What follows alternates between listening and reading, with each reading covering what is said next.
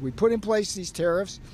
The tariffs have done well, very well, protecting American workers and American factories, but China immediately began devising schemes to evade the tariffs. They say they're encouraging companies to skip North America entirely and go to China.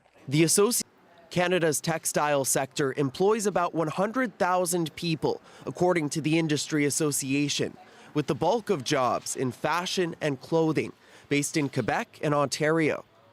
They're encouraging for a multitude of innovations. In an industry already hanging by a thread, the threat of 50% tariffs on Canadian clothing and textiles would be a devastating blow to many manufacturers. The fear that it creates isn't just a Canadian fear.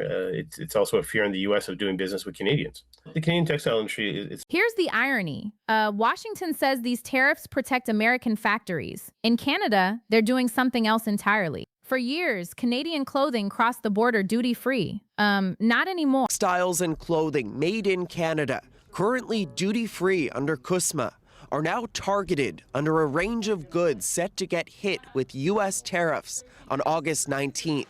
Even just the possibility of tariffs is already hurting the industry.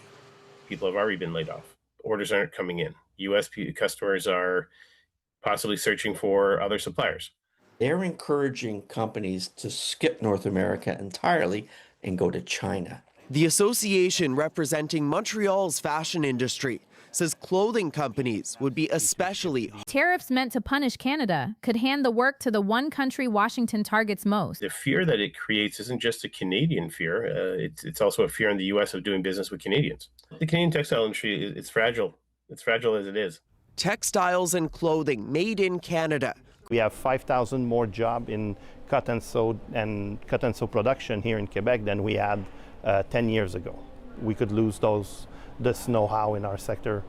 The industry warns if tariffs hit, the trend of more production here at home would quickly reverse. Trump promised to bring factories home. In North America, his tariffs may be sending them to China instead.